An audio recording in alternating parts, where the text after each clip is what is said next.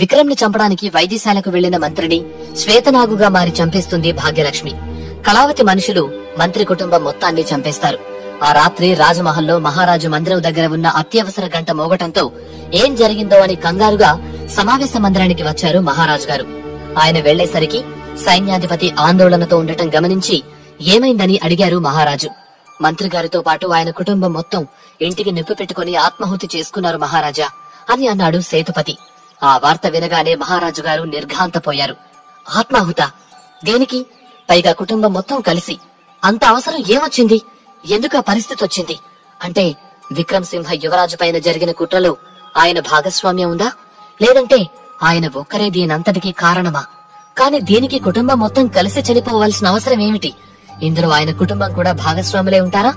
లేక ఆయన చేసిన తప్పుకి కుటుంబానికి కూడా శిక్ష విధిస్తామని భయపడి ఇలా చేశారా అని రకరకాలుగా మహారాజు వీరేంద్ర ఆలోచిస్తుండగా మరో ఆలోచన వచ్చింది. వేరే వాళ్లు కుట్ర చేసి మంత్రి ద్వారా అది బయటపడుతుందని ఆయనతో పాటు కుటుంబాన్ని కూడా బలి చేశారా? అసలు ఏం జరుగుతుంది అని మహారాజు అనుకుంటూ, ఆ సమయంలో మంత్రి కూడా ఆ ఇంట్లోనే ఉన్నారని మీరు ఎలా నిర్ధారించారు? అలాగే అది ఆత్మాహుతి అని మీరు అంత ఖచ్చితంగా ఎలా చెప్పగలరు అని సేనాధిపతిని అడిగారు మహారాజు. అది ఖచ్చితంగా చెప్పలేం మహారాజా, ఎందుకంటే ఆయన భవనం అందరి ఇళ్లకు కాస్త దూరంగా ఉంటుంది.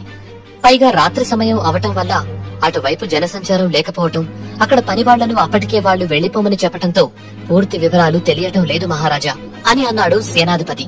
సరే, వీలైనంత త్వరగా పూర్తి వివరాలు కనుక్కొని చెప్పండి. అలాగే జరగాల్సిన కార్యక్రమాలు చూడండి. వారి అంత్యక్రియలకు ఘనంగా ఏర్పాట్లు చేయండి అని ఆదేశించారు మహారాజు. సేనాధిపతి అక్కడి నుండి వెళ్లిపోయాక మహారాజు కూర్చుని, అసలు ఈ రాజ్యంలో ఏం జరుగుతోంది? విక్రమ్ ని ఎందుకు చంపాలి అనుకుంటున్నారు? నేను లేని సమయంలో ఇక్కడ ఏవో చాలా కుట్రలు జరిగాయనిపిస్తుంది అని దీర్ఘాలోచనలో పడిపోయారు. మహారాజు గారికి ఎన్ని అనుమానాలు కలిగినా అప్పటికే కళావతి అందరినీ తన గుప్పిట్లో పెట్టుకోవటం వల్ల ఆయనకి సరైన సమాచారం చేరడం లేదు. చివరకు మంత్రి కుటుంబం ఆత్మాహుతి చేసుకుందని నిర్ధారణ చేసి 3 రోజులు సంతాప దినాలు ప్రకటించి తర్వాత మహారాజు సమావేశం ఏర్పాటు చేశారు. ఆ సమావేశంలో చనిపోయిన మంత్రి స్థానంలో ఎవరిని నియమించాలని తర్జన భర్జన జరిగింది.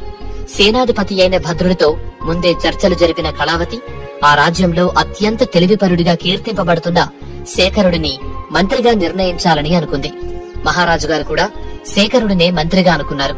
కాని ఎందుకో ఆఖరి నిమిషంలో ఆ నిర్ణయం వాయిదా వేశారు. మరికొన్ని రోజుల తర్వాత తన నిర్ణయం చెప్తాను అని సభ నుండి వెళ్లిపోయారు. రోజులు గడుస్తున్నా కళావతికి భయం తగ్గలేదు. ఏ క్షణంలో కాలకేయుడు తన మనిషి అని తెలుస్తుందో అనే ఆలోచన ఆమెను వెంటాడుతూనే ఉంది. ఆ టెన్షన్ భరించలేని కళావతి మహారాజు గారికి అన్ని అర్థమయ్యేలోగా విక్రమ్ ను చంపేయాలని మరో కొత్త ఆలోచన చేసింది. ఈసారి ఆమె ఆంతరంగిక రక్షకులైన 4 మహిళలను విక్రమ్ ను చంపడానికి పంపింది. వారిలో ముఖ్యమైన అమ్మాయి నిత్య. ఆమె వయస్సు 17 సంవత్సరాలు మాత్రమే. నిత్య చిన్నప్పటి నుండే ప్రత్యేక శిక్షణ తీసుకుంటూ అన్నింటిలో ప్రావీణ్యం సంపాదించింది. అలాంటి కొన్ని వందల మంది నిత్యలు కళావతి పర్యవేక్షణలో శిక్షణ తీసుకుంటూ ఉన్నారు. వారందరికీ కళావతి మాటే శాసనం. శిక్షణ తర్వాత వారందరినీ రాజపరివారంలోని ఒక్కొక్కరి దగ్గర సేవకులుగా పెడుతుంది. వారి ద్వారానే పరివారంలోని రహస్య విషయాలన్నీ సేకరిస్తూ ఉంటుంది కళావతి. ఇక నిత్యకి కళావతి ఇచ్చిన పని ఏమిటంటే విక్రమ్ కి భాగ్యలక్ష్మికి మంచితనంతో దగ్గరై సమయం చూసుకుని విక్రమ్ ని చంపాలి. ఇదిలా ఉంటే వైద్యశాలలో విక్రమ్ పూర్తిగా కోలుకోవటంతో ఇక ఇంటికి వెళ్లవచ్చని భాగ్యలక్ష్మికి చెప్పాడు వైద్యుడు. వెళ్లే ముందు వైద్యుడిని ఏవో అడగాలని అడగలేకపోతోంది భాగ్యలక్ష్మి. ఆమెను గమనించిన వైద్యుడు, ఏమైంది తల్లి, ఏదో అడగాలనుకుని అడగలేక సంశయిస్తున్నట్లున్నావు అని ఆయనే అడిగారు. అంతలో ఆ గదిలోకి వచ్చిన విక్రమ్, రథం సిద్ధమైందమ్మా అని అన్నాడు. సరే, నువ్వు వెళ్లి కూర్చో, నేను వస్తాను అని చెప్పిన భాగ్యలక్ష్మి విక్రమ్ వెళ్లగానే, వైద్యుల వారు, ఆ రోజు మంత్రిగారు నా బిడ్డను చంపాలనుకోవటం చూశాను. కోపం వచ్చింది. కాని తర్వాత ఏం జరిగిందో నాకు గుర్తులేదు. ఇప్పుడేమో ఆయన చనిపోయారు అంటున్నారు.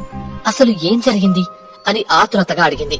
నీ కొడుకుని చంపాలని వచ్చిన మంత్రిని నువ్వే హతమార్చావు తల్లి అంటూ ఆ రోజు జరిగిందంతా చెప్పాడు వైద్యుడు. అంతా విన్న భాగ్యలక్ష్మి బాధతో తలదించుకుంది. దేనికి బాధపడుతున్నావు తల్లి? జరిగిన దానిలో నీ తప్పేం లేదు. ప్రతి తల్లి తన బిడ్డను కాపాడుకోవాలని అనుకుంటుంది. నువ్వు అదే చేశావు అని అన్నారు ఆయన. ఇప్పుడు కాపాడే ఈ తల్లి వల్లే భవిష్యత్తులో వాడి ప్రాణానికి హాని ఉందేమో అని భయంగా ఉంది వైద్యుల వారు అంటూ వస్తున్న కన్నీళ్లను ఆపుకుంది భాగ్యలక్ష్మి. ఆ మాటతో మౌనంగా ఉండిపోయిన వైద్యుడు కొన్ని క్షణాల తర్వాత తలెత్తి నాకు సందేహం తల్లి, అడగమంటావా అని అడిగారు. అడగండి అన్నట్టు చూసింది భాగ్యలక్ష్మి. మీ జన్మ రహస్యం ఏమిటో మీకు తెలుసా అని అనుమానంగా అడిగారు ఆయన. ఆయనకి అలాంటి సందేహం రావటంలో తప్పేమీ లేదు కదా అనుకుంటూ తన గత జన్మ గురించి తనకి తెలిసిన విషయాలు గుర్తు చేసుకుంటూ ఉంది. నిజానికి భాగ్యలక్ష్మి బండారికి సొంత చెల్లెలు కాదు. గతంలో బండారి నాన్నగారు ఒక పని మీద ఆరావళి పాలించే కుందన రాజ్యం వెళ్లారు. రథసారథి పొరపాటుగా ఆ రాజ్య సరిహద్దులు దాటి పక్కనే ఉన్న మాయా రాజ్యం వైపు తీసుకువెళ్లాడు. కొద్ది దూరం వెళ్లాక ఆ పొరపాటు గ్రహించి వెనుతిరిగి వస్తూ ఉండగా సరిహద్దు ప్రాంతంలో ఉన్న దట్టమైన అడవిలో ఒక పసిబిడ్డ ఏడుపు వినిపించింది. బండారి తండ్రి ఆశ్చర్యపోతూ ఆ ఏడుపు వినిపించిన వైపుగా వెళ్లి అక్కడి దృశ్యం చూసి షాక్ అయ్యాడు. అక్కడ ఒక చెట్టు కింద పట్టు వస్త్రంలో ఒక పాపను చుట్టి ఉంచారు. ఆ పాప చుట్టూ శ్వేతనాగులు రక్షణగా పడగ విప్పి ఉన్నాయి. షాక్ లో ఉన్న ఆయన పాప ఏడుపుతో తేరుకుని ఆ నాగులకు సాష్టాంగ ప్రణామం చేశాడు. 100 సంవత్సరాల తర్వాత శ్వేతనాగును చూసిన అదృష్టవంతుడిని నేనే అని ఆయన మురిసిపోయాడు. ఇక పాపకు ఇన్ని శ్వేతనాగులు రక్షణగా ఉన్నాయంటే ఈ పాప ఖచ్చితంగా కారణ జన్మురాలై ఉంటుందని అనుకున్నాడు. కాని అంతలోనే ఈ పాప ఇలా శ్వేతనాగుల రక్షణలో ఉండటానికి ఏమిటి కారణం, నాకు మాత్రమే పాప దొరకడం వెనుక కారణమేమిటి అని ఆయనలో ఎన్నో అనుమానాలు కలిగాయి. ఆయన ఆ ఆలోచనల్లో ఉండగానే పాపకు రక్షణగా ఉన్న శ్వేతనాగులు మాయమైపోయాయి. చుట్టూ చూసిన ఆయన పాప దగ్గరకు వెళ్లి పాపను చేతుల్లోకి తీసుకున్నాడు. పాల మీగడలా మెరిసిపోతూ అందమైన చిరునవ్వుతో నీలిరంగు కళ్లతో ఉన్న ఆ పాపను ఈశ్వర ప్రసాదంగా భావించి ఇంటికి తీసుకుని వెళ్లాడు. అప్పటికి ఆయనకు బండారితో పాటు ఇంకో 5 పిల్లలున్నారు. పాప గురించి అడిగిన వాళ్లకి శ్వేతనాగుల విషయం చెప్పకుండా అడవిలో దొరికిందని మాత్రమే చెప్పాడు. అప్పటి నుండి ఆ పాపను చాలా అపురూపంగా పెంచాడు. ఆమె వచ్చాకే తనకు భోగ భాగ్యాలు పెరిగాయని భాగ్యలక్ష్మి అని పేరు పెట్టుకుని సొంత పిల్లల కంటే ఎక్కువగా ప్రేమతో పెంచాడు. ఇవన్నీ అతని భార్య పిల్లలకు నచ్చకపోయినా కూడా ఆయన్ని ఎదిరించే ధైర్యం లేక సర్దుకుపోయేవారు. భాగ్యలక్ష్మి పెళ్లి సమయంలో ఇంట్లో జరిగిన గొడవలో ఆమె ఆ ఇంటి బిడ్డ కాదని తెలిసింది. ఆ నిజాన్ని తట్టుకోలేకపోయినా ఇక ఆ ఇంటితో తన రుణం అంతవరకే అనుకుని పెళ్లి చేసుకుని వెళ్లిపోయింది. కాని ఎప్పుడూ కూడా ఆ కుటుంబాన్ని వేరుగా చూడలేదామె. గతాన్ని గుర్తు చేసుకుని నిట్టూరుస్తూ, నేను బండారి కుటుంబ వారసురాలిని కాదు వైద్యుల వారు. మా నాన్నగారికి అడవిలో దొరికారనే ఒక్క విషయం తప్ప నాకేమీ తెలియదు అన్నది భాగ్యలక్ష్మి. ఒక నిమిషం మౌనంగా ఆలోచించిన వైద్యుడు, సరే మీ నాన్నగారిని ఒకసారి కలవాలి, ఏర్పాటు చేయగలరా అని అడిగారు. ప్రస్తుతం ఆయన మన రాజ్యంలో లేరని అన్నయ్య చెప్పాడు. ప్రతి 3 ఏళ్లకు ఒకసారి వ్యాపారం నిమిత్తం ఆయన బయటకు వెళ్తారు. అలా వెళ్లిన ఆయన 1 మాసం వరకు రారు అని చెప్పింది. 3 ఏళ్లకు ఒకసారి వెళ్తారా అని ఆశ్చర్యపోతూ తనకి తెలిసిన విషయాలు మాట్లాడాలి అనుకున్నారు. కాని అది మాట్లాడే సందర్భం కాదని, సరే తల్లి, ఆయన వచ్చాక మనం వెళ్లి కలుద్దాం. అలాగే మీకో విషయం చెప్పాలి. ఆగ్రహంలో మీ శ్వేతనాగు రూపం బయటకు వస్తూ ఉంది తల్లి. ఆ సమయంలో మీరు ఆలోచన కోల్పోయి అమాయకులను కూడా బలి తీసుకునే అవకాశం ఉంది.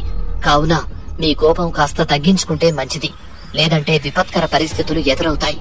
అందుకే మీరు ఆ నాగేంద్రుని పూజిస్తూ ధ్యానం చేయటం మంచిది తల్లి. ఆయనే మీకొక మార్గం చూపిస్తాడు అని అన్నాడు. సరేనంటూ ఆయనకు కృతజ్ఞతలు తెలిపి బయటకు వచ్చేసరికి రథం దగ్గర విక్రమ్, వీరబాహు మాట్లాడుతూ ఉన్నారు. భాగ్యలక్ష్మిని చూడటంతోనే ఆమె దగ్గరకు వెళ్లి, క్షమించు చెల్లెమ్మా, పని ఉండి పక్క రాజ్యానికి వెళ్లాను. ఈలోపే ఇక్కడ ఎన్నో జరిగాయని విన్నాను. అందుకే ఉండబట్టలేక వెంటనే ఇక్కడికి వచ్చేశాను అని అన్నాడు. ఆ ఈశ్వరుడు దయ వల్ల విక్రమ్ బ్రతికి బయటపడ్డాడు. కాని ఎందుకో ఇవన్నీ చూస్తూ ఉంటే భయం వేస్తుందన్నయ్యా అని అంది భాగ్యలక్ష్మి. ఏం పర్లేదు తల్లి, మనం అందరం ఉన్నాం కదా. అయినా ఇంతకు ముందులా మన విక్రమేమీ నిస్సహాయుడు కాదు. ఇప్పుడు తనొక వీరుడు కూడా అని అన్నాడు. ఎదురుగా వచ్చే ప్రమాదాలతో నాకేం భయం లేదన్నయ్యా. అలాంటి వాటిని ఎన్నైనా వాడు ఎదుర్కొంటాడనే నమ్మకం ఉంది. కాని దొంగ దెబ్బ తీసే నమ్మక ద్రోహులతోనే నా భయమంతా అని మనసులో మాటను బయట పెట్టింది భాగ్యలక్ష్మి. అర్థమైంది తల్లి, కంగారు పడకు. ఈ విషయంలో నేను ఏదైనా సహాయం చేయగలనేమో చూస్తాను అని వీరబాహు భరోసా ఇవ్వటంతో, సరే అన్నయ్య, ఇంటికి వెళ్లి మాట్లాడుకుందాం రండి అంటూ ఇంటికి ఆహ్వానించింది. లేదమ్మా, నాకు వేరే పనులున్నాయి, మళ్లీ కలుస్తాను అని వీరబాహు ఇద్దరి దగ్గర వీడుకోలు తీసుకుని వెళ్లిపోయాడు. ఇంటికి వెళ్లిన తర్వాత విక్రమ్ ఇంకా కాస్త నీరసంగా కనిపిస్తూ ఉండటంతో, నువ్వు విశ్రాంతి తీసుకోనన్నా, ఈలోగా నీకు భోజనం సిద్ధం చేయిస్తాను అని చెప్పింది. విక్రమ్ నేరుగా తన గదికి వెళ్లిపోయాడు. అదే సమయంలో శరణ్య కూడా విక్రమ్ గురించి ఆలోచిస్తూ ఉంది. విక్రమ్ ఇంటికి వెళ్లి కలిసి రావాలని, తనకున్న అనుమానాలు అతనితో పంచుకోవాలని ఆలోచిస్తూ ఉండగా, ఇప్పుడు నీ ఆరోగ్యం ఎలా ఉందమ్మా అంటూ గదిలోకి వచ్చిన తండ్రి మాటలతో ఉలిక్కిపడి అతని వైపు చూసింది శరణ్య. ఇప్పుడైతే ఏ సమస్య లేదు నాన్నగారు అని అంది శరణ్య. నువ్వున్న స్థితిలో అడగటం మంచిది కాదని అడగలేదు కాని ఆ దాడి జరిగింది విక్రమ్ మీదనేనా అంటూ వచ్చి శరణ్య ఎదురుగా ఉన్న కుర్చీలో కూర్చున్నాడు బండారి. నిజమే నాన్న, ఇదంతా కళావతి గారే చేయించారు అనిపిస్తుంది నాకు అని అంది. నాకు కూడా అదే అనిపిస్తుంది, కాని నా దగ్గర అన్నట్లు ఇంకెక్కడా అనకు. కళావతి దేవి ఎంత దుర్మార్గురాలు నీకూడా తెలుసు కదా అన్నాడు బాధగా. శరణ్య కూడా సరే అంది. ఇద్దరూ కాసేపు మౌనంగా ఉన్నారు. నాకొక సందేహం ఉంది, అదే నువ్వే తీర్చాలి అని అడిగారు ఆయన. ఏంటి అన్నట్లుగా చూసింది శరణ్య. ఆ రోజు మనం వేలంపాటలో చిత్రపటం కొన్నాం కదా, దానికి విక్రమ్ కి ఏమైనా సంబంధం ఉందేమో అనిపిస్తుంది.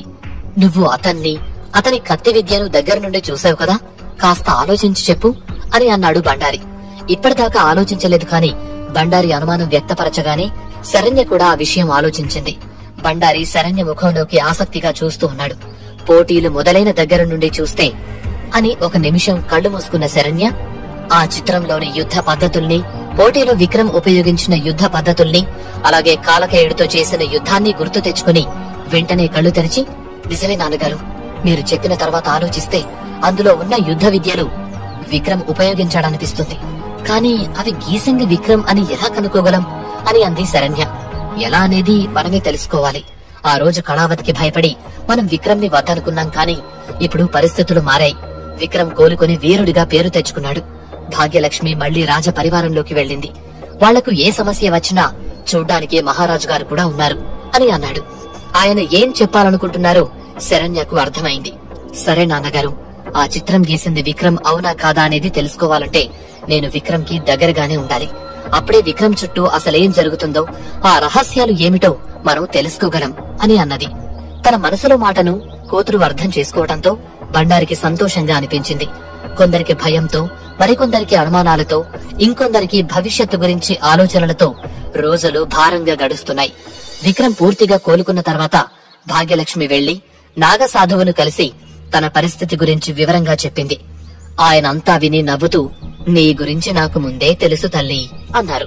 ఆ మాటతో ఆశ్చర్యపోయిన భాగ్యలక్ష్మి, మరి నాకు ముందే ఎందుకు చెప్పలేదు స్వామి అని ఆయన్ని ప్రశ్నించింది. తెలియాల్సిన సమయంలోనే అన్నీ తెలుస్తాయి, అంతా దైవేచ్ఛ తల్లి అని ఆమెకు సర్ది చెప్పి మంత్రించిన తాయెత్తు ఒకటి ఆమె చేతికి కట్టారు. మీకు ఆగ్రహం వచ్చే సమయంలో ఇది మిమ్మల్ని నియంత్రిస్తుంది.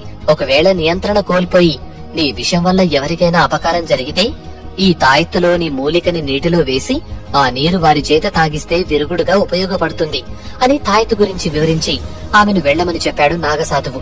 మరోవైపు విక్రమ్ శరీరం సరిగా సహకరించకపోయినా మళ్లీ నెమ్మదిగా శిక్షణ మొదలుపెట్టాడు. విక్రమ్ మళ్లీ మామూలుగా పోటీలలో పాల్గొనగలడా? కళావతి పంపిన నిత్య విక్రమ్ కి ఎలా దగ్గరవుతుంది?